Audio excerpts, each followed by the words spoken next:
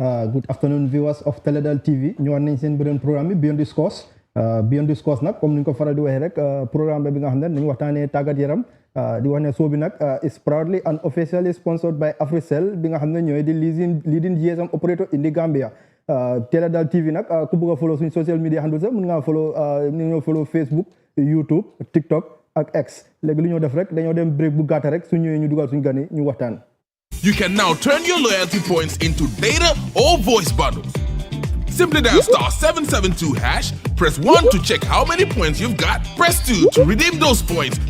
Recharge on AfriCell, buy credit on AfriMoney, buy cash power. Lord Afric, you get points. Even when you redeem, your total points still stack up, giving you a chance to win one of 2 luxury AfriCell villas. AfriCell, 25 years of rewarding loyalty. And we're just getting started.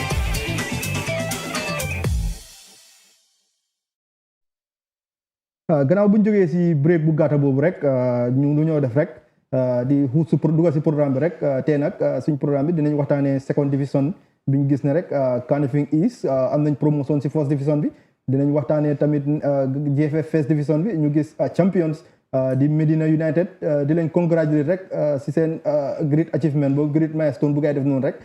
dinañ waxtaanee best referee bi dinañ waxtaanee best coach bi nga xam ne rek Medina United seen coach bi moo ko win dinañ waxtaanee everything involve Adama Kante tamit impressive season bu mu am rek dinañ waxtaanee everything daal involve road to di champions bi nga xam ne gars yi bi neen GFF first division bi léegi lu ma def rek damaa dugal suma gani rek ma dugal starté ko suma co-host bi Mohamed nuyu naa la welcome back to the show. fay naa la Ous ma ne ko ndéwén nati waaw xen nañ ko fekkee at yu bëree bëri xam nga fekk ko ak wér am mbégte fekk ko at yu bëree bëri yàlla bi ñu xéewal ñu nekk si lopitaan bi yal na leen yàlla saafara ñu jiitu yal na yàlla séddal suuf seen kaw ñun mi fi des te ñu ngi am wér yal na yàlla continuer may wér mais ñu mbégte xam nga jën ñoo aaral boppam gay nañu boppam si barke Muhammad sallallahu alayhi wa sallam amiin yaa rabbi Mohamed si ñaan boobu rek di comme ni ko Mohamed waxee rek di leen wax ne ndéwén nati rek si islamic new year boobu rek di leen wax ne yéen nañ fekkee beneen islamic new year si wér ak wér la ak yëg ak tal Ablaye nekkuloo fi gan ñëwoon nga si programme bi welcome back again Beyond the Scores. Thank you Ous. I am Abdullah Danso, the scout for Medina United youth team and also the team ambassador of Medina United.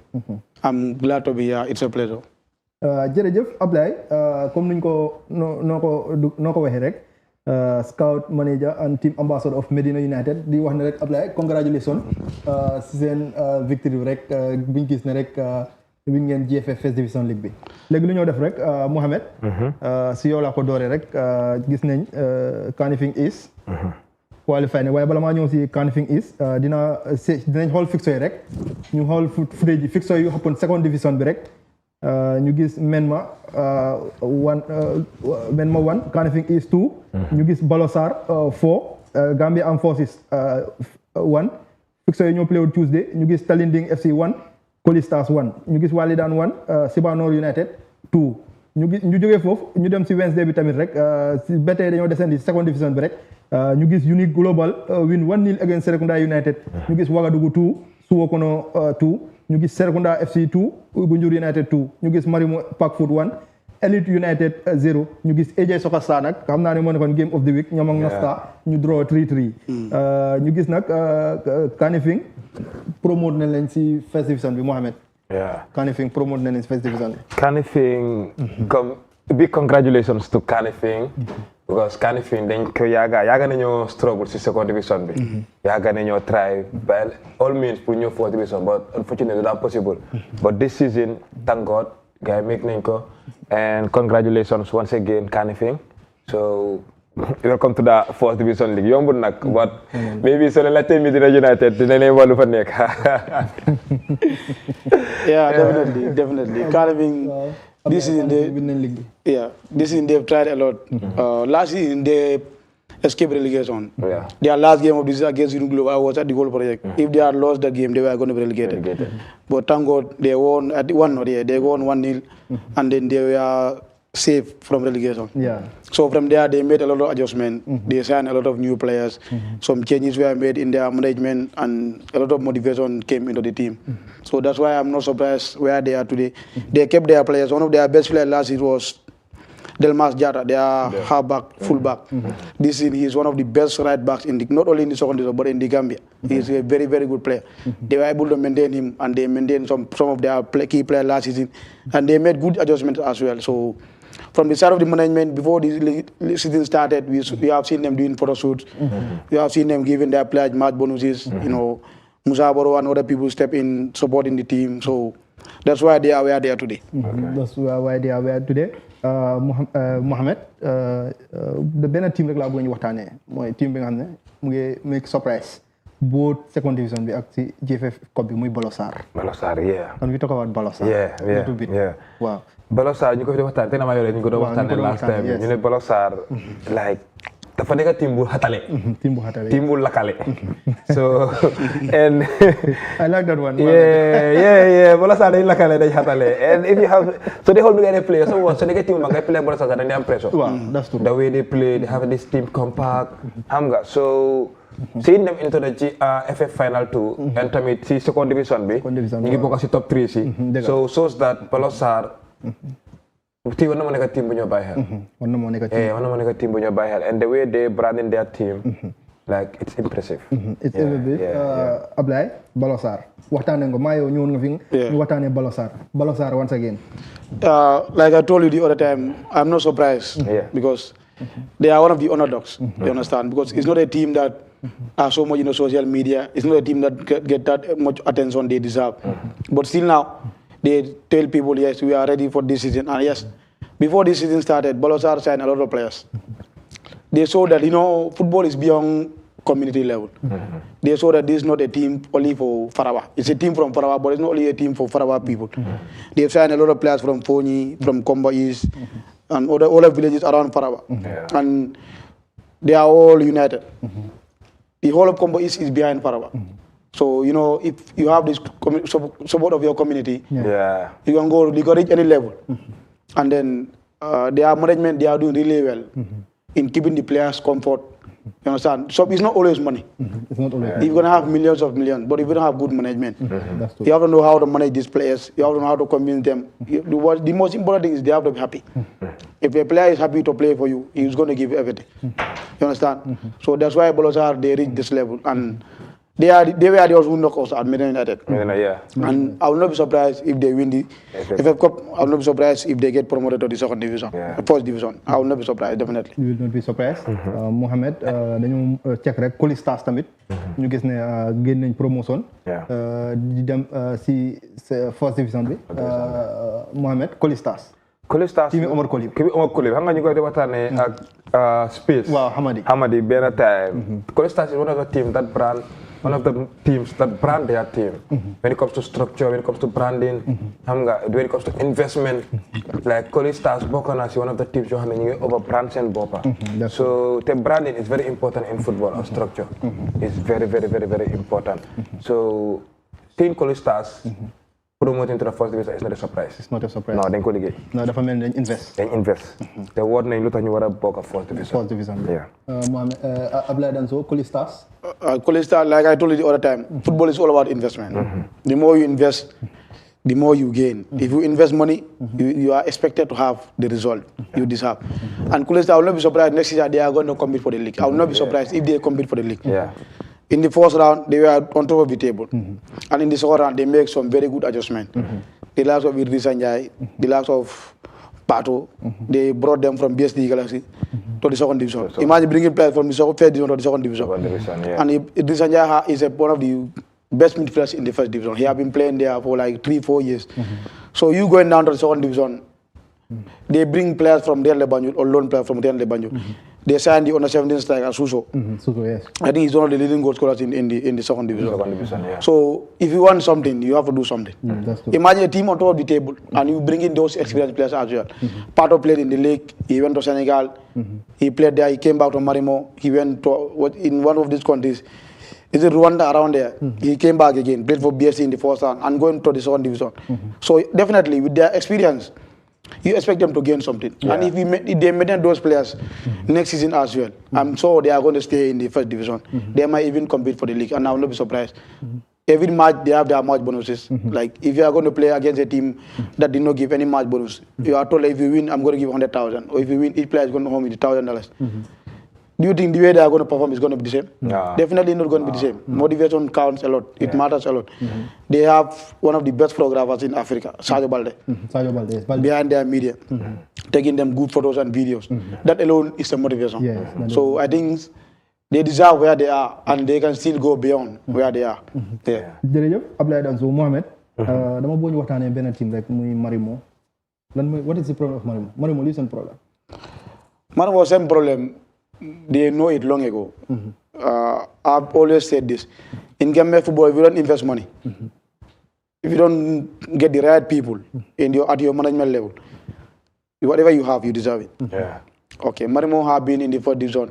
There should be an update team in the first division. But at some point, they were losing that update team in the first division. So if you have teams like Medina United, teams like Quality Stars, like recently, it's only teams with money, teams that are investing, that are getting promotion to the fourth division. And any team that is not investing money, Banjul, where are they? Marimo, that's why they went to the second division. Wabanyu, that's why they are where they are. Ports, they were relegated because they were not investing. Now, when they started investing money, they started offering players good salary. They are back to the first division. They even contested for the title. Okay. Medina United, the same thing. Okay. Wabanyu, they went to the second division, still the same thing. They went to the third division. Even Banjul United, if there was no change of management, they were going to the third division. You see, Armed Forces, they are struggling. And Serena United? Serena United, the same thing. Walidan, they are still struggling in the second division. But why Walidan? Management, it's all come back to management level. If you don't put in the right people, right? If you don't put in the right people, either a coach, a team manager, vice president, some teams don't even have a board still now. So you cannot compare the teams with board. You have people with different ideas coming together every day or every week having a meeting about the way forward for the team. And some teams you don't even have a management. You don't even have a setup of how the team should move. You got to be compared to these other teams. So the structure is very important. You talk about branding. It's very, very important. You have to brand your team. You have to get the right people in the right place. Not only in football, even in other aspects. If you don't have good management, you are not going anywhere. This is why these teams are struggling. It's a business. This is why these teams are struggling. Yeah, it's a business. Mohamed, Marimo, comme lu mu wax rek. just one win la game in their last 5 games. 3 draws, 1 defeat. Yeah, mooy lu mu wax rek. Marimo dañ bañ a génne xaalis. dañ bañ a invest in team bi. And likewise, management is very important. Te Marimo team yi gox boo xam ne la woon, it was the only team in Manjai boo xam ne full gox bi ba ko doon support. So loolu like is a +1 ci team. But sa bañ a invest, nga bañ a structure sa team bi bro, you won't see yourself where you wanna be. No, doo gis sa bopp foofu. Football is very fair. And it's business. Comme nu nga ko waxee, it's a life thing. So if you don't ñu suñ sport bi rek suñ ci investé joxuñ ko suñ effort bi ñu soxla. Amuñ meeting ak management bi pour nit ñu the way forward of our sports. Du dem di. Dafa stop. Parce que suñ ko joxee lu mu soxla, dañoo dem. So football tam noonu la mel. Football is a business léegi. Nekkatut kii fii raba. Te Gambie fii suñ team yu bari ñu ngi raba. Young Africans loolu moo tax mu daanu. Young Africans bi loolu moo tax mu daanu. So like waa ñeneen teams yu bari. So te man maa ngi jooy GFF. dañ war a essayer ñu ngi wax dañ bëgg a specialize league bi dañ ko bëgg a professionalize. Foog ñu am team dañ war a bi fiyaa léegi. Team bu nekk da nga war a am certain amount of money. In your account. If you can, you boy nga wàcca.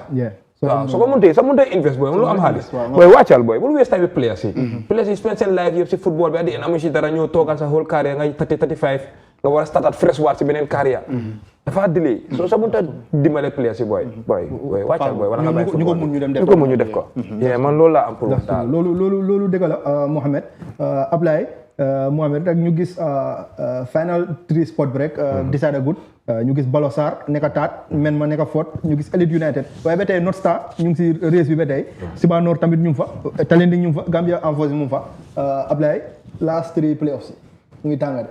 Yeah, definitely mu ngi tànga and it's unpredictable and it's very interesting. It's lovely to see these things happening. The first division was decided on the final day. Second division still now the winner is not yet decided. We still have a game to go. Second place is decided, but third place, fourth place, nothing is decided. It shows how competitive the league is. And I think that's what we need.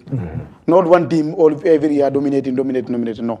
If this shows that yes, these other teams also, okay, we are not investing like you, or we don't have the money like you, but still, we will not even though you are going to have what you want, but it's not going to be easy for you that way.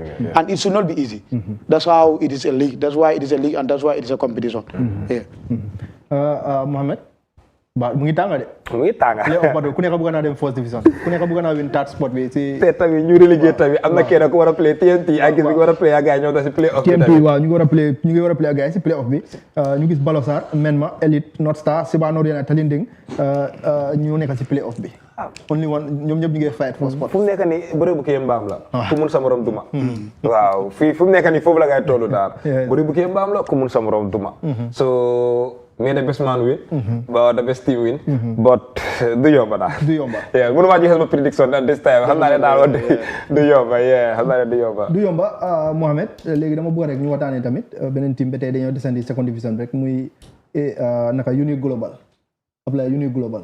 man foog naa ne balaa léegi di start Uni Global time bi fekk na ñu ngi challenge lan mooy problème. Man that was my target. I really want to see Uni Global in the first division because I think they have the right structure, they have the money, and they have everything.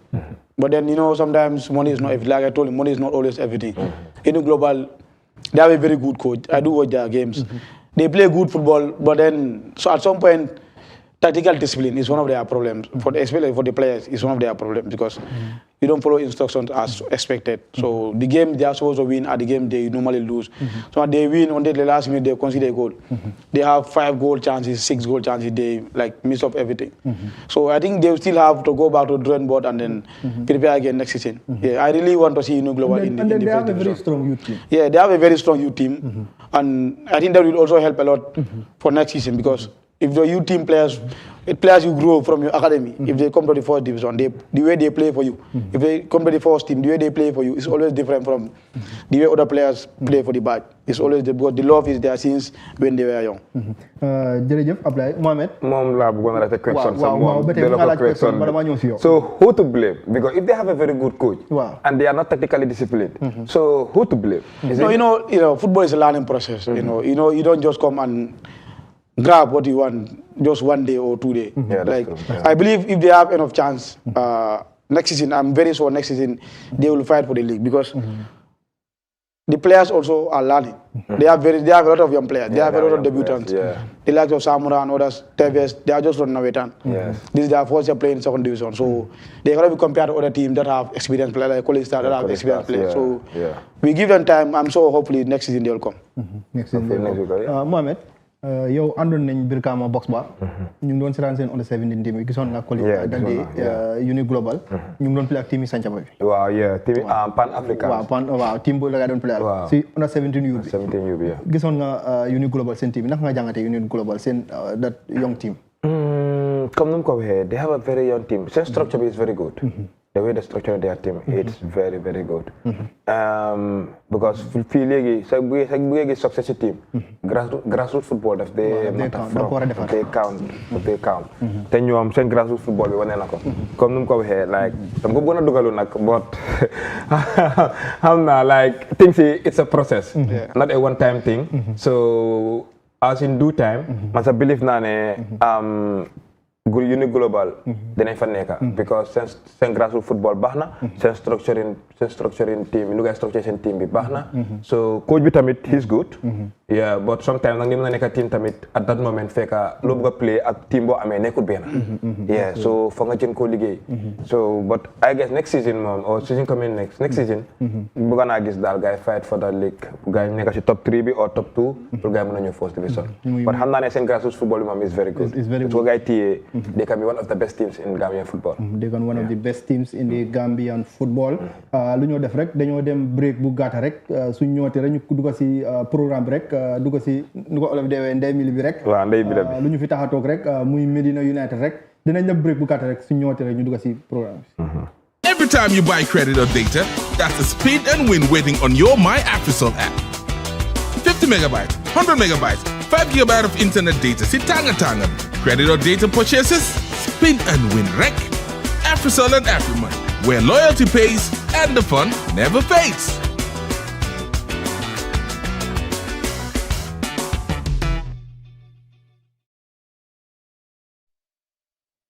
gannaaw bu ñu jógee si break bu gàtta boobu rek di wax ne rek ba tey yéen a ngeen seetaan Télé Dal TV mun ngeen a follow suñu social media handles yi di Facebook YouTube TikTok ak X di wax ne show bi rek it's proudly and officially sponsored by Africell ñi nga xam ne ñoo nekk di leading GSM operator in the Gambia lu ñoo Mohamed Abdoulaye Danso bi nga xam ne rek mooy suñu gantey bi nga xam ne rek scout la foofu si Medina United di champions of the GFF First Division League moo nekk tamit team ambassador of Medina United léegi lu ñoo def rek dañoo dugal benn footage rek ñu seet I believe ñu seetaan Medina United ali starting season bi rek demoon nañ ñun waa tere daal demoon nañ seeti Medina United foofu seen training camp bi rek dañoo seetaan footage bi rek suñu paree ñu ñëwaat baat.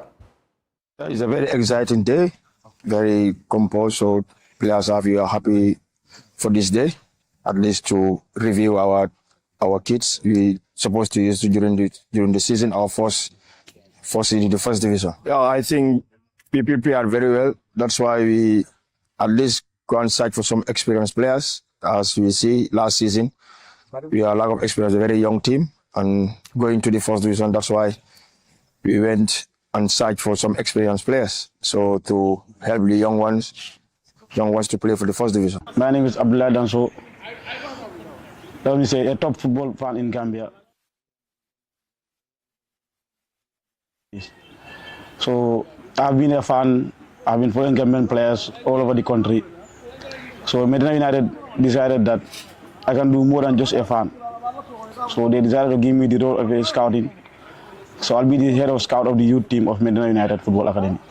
I feel like every player deserves that exposure because so long as you play football, you do well, you need that spotlight, you need to be promoted, people need to talk about it. That will boost your confidence and it will encourage you to work harder. So that's what I do. I go around, watch games, different zones from here to Jarasoma, first division, second division, third division, now and I go around, even school tournaments, I go around and promote these young players, take pictures with them, and they feel so happy, they feel so good about that because it's something that's not common. In Europe, you see, if a professional player is working on the street, everyone will come around, sign this for me, take a picture. But in Gambia, you can meet with a divisional player, like most people don't even recognize who you are. Even if you are the best player in the country, most people will not recognize you because the attention is not there. So I feel like it's necessary for these players to get that attention. So that's why I decided to come up with this idea of promoting them, taking pictures with them.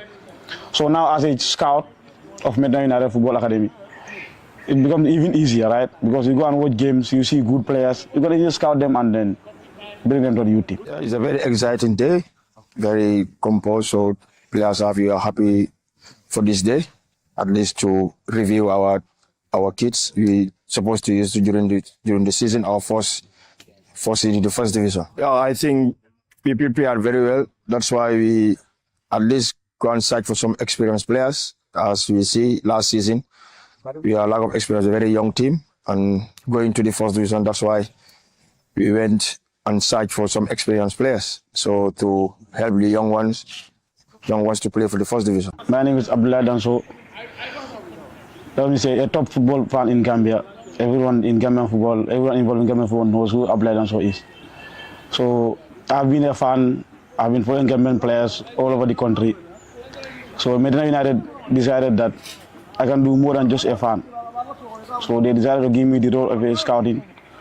So I'll be the head of scout of the youth team of Medina United Football Academy. I feel like every player deserves that exposure because so long as you play football, you do well, you need that spotlight, you need to be promoted, people need to talk about it. That will boost your confidence and it will encourage you to work harder. So that's what I do. I go around, watch games, different zones from here to Jarasoma, first division, second division, third division, now and I go around, even school tournaments, I go around and promote these young players, take pictures with them, and they feel so happy, they feel so good about that because it's something that's not common. In Europe, you see, if a professional player is working on the street, everyone will come around, sign this for me, take a picture. But in Gambia, you can meet with a divisional player, like most people don't even recognize who you are. Even if you are the best player in the country, most people will not recognize you because the attention is not there. So I feel like it's necessary for these players to get that attention. So that's why I decided to come up with this idea of promoting them, taking pictures with them. So now as a scout of Medina United Football Academy, it becomes even easier, right? Because you go and watch games, you see good players, you can just scout them and then bring them to the youth team. Yeah, it's a very exciting day, very composed. So players are happy for this day, at least to review.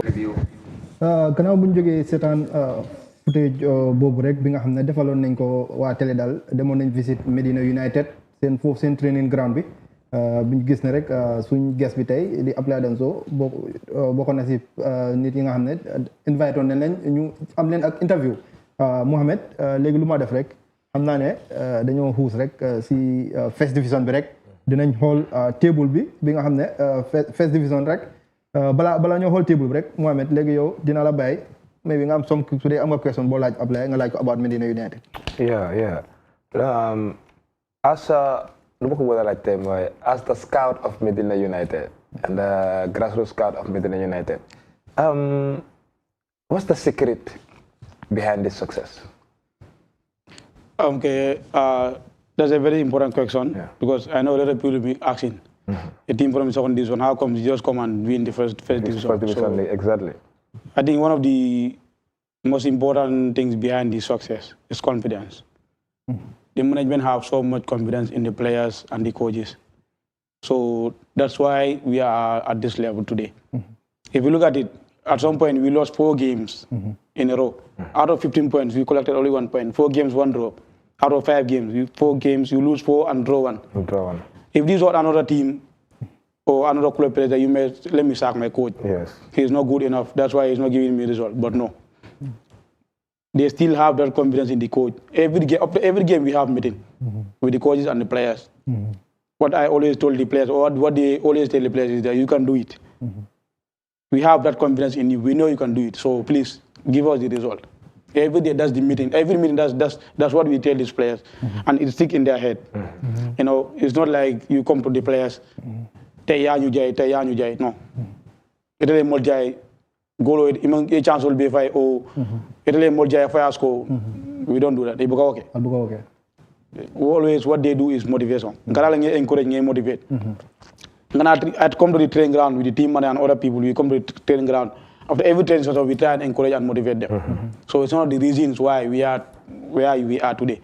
Because the same players we had in the first round, the players couldn't be here for the second round. I think we made only 2-3 adjustments. And those adjustments, they were not even regular players in the second round. The difference maker was Paul Colley. Paul Colley, yes. At some point, because the team was built around him during the preseason. But when Cheno Samba came with some scout in November, December, so they scouted him. So he went for trials. So before he came, all the games we lost. Anyone who was there, yes, these people have a good team. But now scoring is the problem. You understand? You play good football, but you don't score. And your opponents score, have one chance, they score, definitely you're going to lose. Yeah, definitely. Okay, so when Paul Colley came, the next day he came for free up. And the following day was the game against Dutch Lions, and he started the game. First half, we beat them 2-0. He scored 2 goals in the first half. We won 2-0. Oh, sorry, 2-1. They scored 1 in the second half. So that was the turning point. Okay. So since that day, we started winning. So as I can see, it's about the psychology. It's about the psychology. It was not about tactical problem or coaching problem. It's about the player's psychology. It's about the player's psychology. And scouting play a very big role in player's psychology.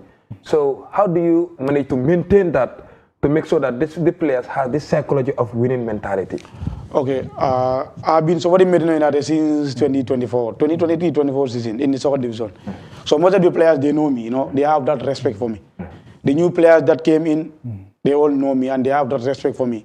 Like even not for Medina, most of these government teams, the players really like Ablaye Danso. Okay, yeah. And whenever I tell them something, it serves as a motivation, you understand? So that's why I always go to training ground. Every game, I will take some players private. Let's push hard today. We have to win this game. We need this game. We need to win. So I play my part. I think the part I play is motivation. I try as much as possible, motivate them and encourage them. Even though I bring players, but not directly to the first team. The players I bring right now, they are playing for the youth team. So they train with the first team. Some of them train with the first team. Some of them are at the youth team level. Okay. So, but the coaches like them and their teammates, senior team players, they like them. Hopefully next season some of them will be registered. And that's how you develop them. So yeah, that's how exactly. A little bit of experience. So, exactly. You don't rush them. So, but I think one of the key factors is motivation. From the management side, they really have confidence in these players. they started giving them match bonuses, and their salaries are always paid on time. Okay. Their compensation, let me not say salary, their compensation are always paid on time, and it's through bank. Okay. You understand? So it's one of the reasons that kept them motivated. You understand? So I think after we are going to talk about some individual players like Adam Kante, so I would emphasize more We come on that, sir. Yeah. Yeah, come like loolu laa ko bëggoon a laajte sax comme speaking of Adama bu nekk di wax noonu Adama taking the leading goal scorer, you taking the best coach. So Adama, I had the Adama come from Spain. I didn't know exactly, but through my research, I had the Adama comes from Spain to the leading goal scorer from Spain to GFF leading goal scorer. Can you tell us a little bit about that? Okay, Adama, whoever knows, like whoever have been following Gambia football for the past years, Adama 2019, 2020, 2021, he was one of the best midfielders in the country. He was playing for Latikuna United. So from there, he played for the under 20. From there, he went to Spain. But like Spain is not a good start for African players. Like not as, especially for Gambian players. If you go to other countries, you do well, then you go to Spain. But for Spain itself, so he went there. He was playing in I think regional leagues in Spain. So he decided to come back. When he came back last year, he was at Fortune. Adama's best position is midfield. Okay. He's a 10 player who will play box to box. So when he came last year, he was at Fortune. He had a good season at Fortune. And then Medina United signed him along with Ibu Sanyang, Omar Bayo, the goalkeeper, Magnet, like to bring that experience. And also Soya, we call him out of Soya, yeah. They signed these people to bring that experience and expose that leadership quality to the team. And it really helped a lot. Okay, at some point, talking about Medina United once more, the management, at some point Adama was injured. So they told him not to force himself. He was treated. He was given good treatment until over 1 month he was sitting, he was not playing, over 1 month. So from the injury, when he came back, then he came with the rhythm. You understand? Most of his goals were scored in the second round, and most of them were winning goals. The goal against Bombara, he was scored in the 90th minute. And that game was one of the most important games for us. I think Adam Kante scored the most decisive goal. Yes, exactly. All his goals came in the second round in the last quarter of the season, and they were all decisive goals. All the goals he scored. The one against Bombard. The one against Bombard. Last minute goal. I almost invaded it. I almost jumped into the... I almost jumped into it. Yeah, to me, that game, they are a game will command the game, they are a game will bet because bring a game will win. Dolphin be yes. Now Ligo is almost our side almost our Ligo Muntal. Because what I Bombara compete can Fortune compete. But coming up Bombara Bude is a competition on him for Juna Malta. So for Niaji Betimo Bude season back to back. Home and away. So obviously coming up Bombara Bude never confidence over Meligota. Yes, wonderful. Coming out the Bombara win. 100% hopeless to Albe. Because the team of back is well structured. They play the most beautiful football. So bring up Bombara Bude no can tangal yeah Meligota. Mohamed ñoko gis digandor ñu ko waxe rek man tamit comme ko waxe ko mo nané defib gaay defib Bombara mo len win lo ligue bi Mohamed ma bayla rek nak laaj ko about seen coach the Aliou Dia beautiful team like Medina United so big victory for their first time tay xam nga tamit Aliou si bopam can you imagine he's the he's the second coach I can say who win FA Cup bi te yang second division. And he's one of the coaches. So I remember that if not the only coach, who knew the first step in season, nga win league. So I met Tamit Yagana, Munuma Hamkala, not recently. So Lolo, like it's a big achievement. So what can you tell us about Aliou? A bit of Aliou. Okay, Aliou is a coach. I like him so much. Before he came to Medina United, one of my favorite players in Gambia, Alayu Ali. He told me a lot of positive things about Aliou Jan. Like he was the one who gave him chance. He brought Alayu Ali to Hawks. Aliou Jan was in Hawks. 2022, he won the league with Hawks. 2020, at that same year, he won the Super Cup with Hawks. They beat Walidan inside Banjul. So Aliou is a coach. He has so much confidence in young players. That's one of the reasons why I like Aliou. He made, like in Medina United alone, the number of young players that debuted under Aliou is more than 15 to 20 players. He gave them that opportunity to play in the divisional level, second division and first division. When he was at Hawks, I played Almel to Hawks. I played Almel Dada. The players like Alaji Wali, Nani, Zapata, Pafal, some of them are now professionals. And some of them are doing very well. Still now, the players Hawks are relying on. Okay, Birabaran Hawks and Arana Medina United.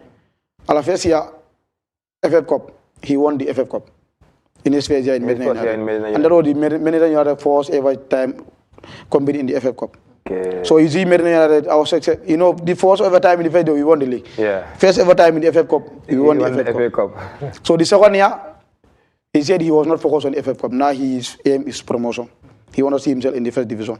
So last year, I think we were beaten by Hawks inside Kabakil 2-0. So from there, we focused on the league. We took second position and we were promoted to the first division. So since he came to Medina United, first year he won the FF Cup. Second year promotion to the first division. Third year in the first division, he won the first division league. Yeah. And along the way, Niajibe, players like Mustafa Jaju is one of the best overall players this season. Not only for Medina United, but in the GFF league. Yeah. He started almost, I think if I can remember, he started every game for Medina United. And most games he played full 90 minutes. He's very young. Yeah, he has been your most consistent player. Energetic, and ability. He's very intelligent player. So, and he have a very, very bright future. He came from, he was once at Real Lebanese under 17. From there at Arab BSD Galaxy, he trained with them, but I'm playing time sort of. He came to Medina United. When Aliu saw him training, he said, yes, I'm going to give this boy a chance. Continue. He gave him a chance, and then, yes, he delivered as expected. Sidou Kere also from BSD Galaxy, he came on loan to Medina United, because he was not having minutes in BSD. Another Medina United, Aliu gave him chance, later, and then now he's playing for Fortune. Since he went to Fortune, he has been a regular starter. So I think one of the reasons why I like Aliu so much is because he likes young players a lot. He have that confidence in young players, and it's very, very important. Football cannot go without kids. Yeah. You need to give them chance for opportunity to play. And the more you give them confidence, yes, and they will deliver for you. So Aliu really he deserves the flowers. So Aliu, when you see like first division, so do you guys have this aim and ambition of winning the league, or were you guys coming just to stay? Yeah, our aim was to stay in the league. Okay, but this is football. If you have the opportunity to win a game, definitely you are going to win a game. Of course. So along the way, winning games, we were still humble. Understand? At the point when we were losing, management came with some strategies that we need to start. They provided everything for the team. So the coaches had the opportunity to do video analysis. Okay. After every game, every match day, they review our past game, how we played, the goals we scored, how we scored them, the goals we consider, how we consider them. Wow. And our opponents, this is how they play. Okay. So they have a counter department then? This is their weak point, and this is how we can score them. This is how we can stop them from scoring. And that really helped the team a lot. Like the game analysis. It helped the team a lot. Our media officer, Kemo, he did a great job with the coaches, to do this game analysis every game day. Before camping start, they do the video analysis. Until like 1 hour or so, video analysis. I more mark back. It helped the team a lot. Yeah. So, but video analysis, it's the role of a scout. Yes. So, do you have a scouting analysis? No, it's all the media officers and the coaches. And the media officers. Yeah. The coaches know. Even the scout can analyze. The scouts analyze performances. Yeah. Individual performances, teams overall performances. But okay, now when it comes to the weaknesses and the strengths, the coaches watch the games along with the players. They will be sitting. Okay, this is how we consider the goal. He will ask the defender, what could you have done to avoid this goal? I could have done this, I could have done that. They all learn together. The midfielder made a good pass, or you made this pass this way. Next time you should have done it this way. You understand? Next time with the ball, what are you going to do? You have an idea already. The strikers, the wingers, everybody is involved in the video analysis. So it's a teamwork. It's a visual learning. And the experienced players, Ibu Sanyang, Adam Kante, Soya, they really help a lot. Because they are leading, they are giving. Medina is one of the teams that I'm very young, and this is my first time working with a divisional team. But that doesn't really matter to Medina United. They gave me that maximum respect.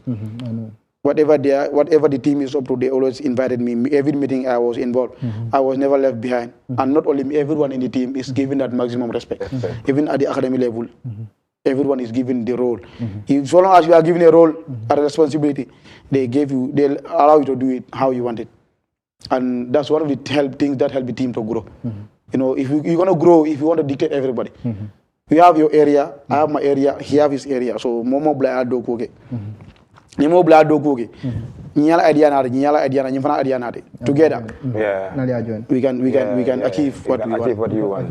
Mohamed xam naa ne we are running out of time because lu ñu dese si waxtu bariwut lu ma am question mu am pour laaj Ablaye rek Ablaye ñing mbake fola ni manika kangola iba jable ni manika kangola ko listinal mi yalon ko imang English ko moy Mohamed for Medina United Ablaye for Medina United albitala African Champions League kadu ngaji ko Gambian team dol bije ni ligo bi bukata kadu financial problem ko wala son fodum ñinan sawo Medina United bitala African Champions League. Okay, wala muna target oti pour kada African Championship. But parce jamala bi ni kada African Championship. But the target for Medina United is yes, mo left katal. Ali means also pour kada. Hopefully me means also pour kada. Yeah. But our target is to go nyan left katal. But you know a lot of things are involved. Ku jamala da bije. Nin natro timo da mandal our target is timo la target of menti or Medina African Championship. But then other paper document, a lot of documents have to be signed, and a lot of people have to be involved. So we will see how best. But I think it's too early to say it's officially but mola ngani omenti or purkara African Championship. Like time here, them come over here. We are almost running out of time. So lamoy sen ambition club that you guys won the league now. You are the champions of the Gambia Football League. So what is your ambition now? Okay, now ambition on Mendi, obviously we know the Alamo Bele. Ni winter, Condana of Sembo, beginning of Ligo in Condana some water. What I'm devil in Senegal, but Mojama and Cole can congratulate players will be contender. And more expected of Mendi next year for Nangana and Ligo win. Okay, next year for definitely this is our first year, Nara and computer. Nata. So next year for definitely we are going to compete, obviously. And we have a good youth team. We have a good setup. I think we have about 5 players from the academy since the onset, or 6 that have played for the first team. Abdullah Conte, our centre back, and Lali Njobo Kande, also a centre back. They are products of the academy from day one. Daniel Marum, one of the strikers, is youth level. He has been at the team since 2019. Omar Bojang have also been there for a long time. Even the goalkeeper, he have also been there for a long time. Marcelo. So we are going to focus a lot. Like me, I'm doing a lot of on the ground work with our team manager, technical director, and our sporting director. But do kunyala ke kan pour you team oni asembo gana soto. Bo ngala no asembo gana soto. Me gana compile no ligo next year fanang kada or the years coming. But definitely we know the other mobile. So na mission menti wala capital market obviously capital jamal wafi. Na complexo ngagana dada because academic category bile biji. Tabiri on the 8, on the 10, on the 13, on the 15, on the 17. We have an elite team, then the first team. So I think number one, we are leading by example. Na team nyo ala Gambia me alango e mosoto. And mbenga alango football o nyaro ta abe dinol lebul. Dinol lam samati. So ni focus at dinol ka. Europe bo nyawal Barcelona jibe e ka play le produce ila la magia from the youth level bring dinning ibije e be play kanji. Non na ka play senior level ke ni la. You understand? So I think we are leading by example in that aspect. Even this morning, if you have been at the complex, and everyone is given their chance to train, to showcase your talent. So we are number one. That aspect we are leading by example. Not every team. We are a team that for this one, set up. So I'm urging every team with this short setup. And youth league goal sia Bangkok nga youth league goal jamale play di no di ni si chance or pour fana play games all record then expose fana bina nan baraka Mohamed time bi ben question la am pour laaj ko rek suñu paré ñu summarize ko rek moy Ablaye Danso gis nañ ne Marigo mo win the best referee of this year's JFF First Division lan nga xam ci Marigo Mohamed Marigo wa Sanchaba suñu wa Sanchaba la mom ñun we are proud of him we are so proud of Marigo Ablaye lan nga xam ci Marigo okay so gisee ñu ko job that award as the best referee definitely I deserve okay so how many Marigo he is a no-nonsense referee yes and if you are dealing with government players and coaches you don't have to take too much nonsense from them he knows what he's doing and one thing I like about him he stick to his decision Marigo na fi na ko ñu dem abanta mo fembuga falino it doesn't matter elimine for banta he don't care Now, when you never Medina, sometimes, referee, obviously, Yes. you are never satisfied with the referee, especially Nemo win. They are enemies of. They are always enemies of, but then the number one, I like him a lot because he has so much confidence in what he's doing. So I think that really helps a lot. So other referees can also learn from him, and congratulations to him. Congratulations, Mohamed. Time again about Marigo. Sorry, that's correct. No, congrats Marigo. But lu ma jëna kontaan lolé moy suñ gox la Waaw, suñ gox la jógee. jógee. Sanchaba. So we are Sanchaba people, we are so proud of you, bro. Keep doing what you do. The sky is the limit. Demal di nga fa ega. Papa Gassama is our motivator. So dinañ fa is our role model. So di nga fa ega inshallah Marigo. Yeah, congratulations. La final word sol mundi. Time banta. Na final words all men go ala baraka bake. Thank you very much for having me. Medina United management ya baraka bake for the confidence and trust they have in me. We have a lot of projects that are coming, and inshallah we are going to go a long way together. The Fenjamal achieve now together. So I'm urging GFF let them try investment workers gonna see and in Ligoto. Kodo Asia team sole invest Ligo professionalize pitchole Asia because Kodo me gonna banko kambe gonna Asia. So I think they have an right place to sign the football but still now we have a long way to go. Ndara Senegal, I was in Senegal, Nara Sunday and for a scouting tournament. I came back on Wednesday. But I'm in DJ. I can't tell you not talent wise, but infrastructure wise, yeah. So I think they have a lot of work to do for that football is done. I feel level me am being a new world. Mohamed, final word. Yeah, my name is Jeff. Thank you to Mr. Danso. Thank you for being part of our show. Yeah, and congratulations once again. Thank you. Yeah, and thanks to my host, Jeff, and to the followers and viewers of Teledal TV and the fans of Beyond the Scores. Jeff, keep supporting, keep following our sports show. We bring more content, more interesting contents are coming. And to all the Teledal staffs, Jeff, sponsorship tamit ngir yalla ñu na ñaan ñew leen on board to make this show a more successful show. So thank you so much. Thank you. Baraka Ablay yela hajo be bula minna ina da jang ko mo la invitation hono rek Mohamed ite fanan Baraka Bake rek yow tamit mala sante dila gërem rek bi anu mo la viewers fanan rek al yalla tay mo bula minna al ka mo jibe on Beyond Discourse jang na Teledal TV na la faka mo la social media handle sol al satano al share al like on Facebook, YouTube, TikTok ak X. Mbal ni mara rek for na next programme inshallah na other topics so mi anko important rek jan Teledal TV jan rek mbal falal ko for next time inshallah clock it there. Yeah, clock it. Scan the QR code and register on My Official app and boom, you get 1 GB free instantly. Just scan, download, register and enjoy. Check your balance, browse bundles, send and receive money instantly, pay bills in seconds, anytime, anywhere.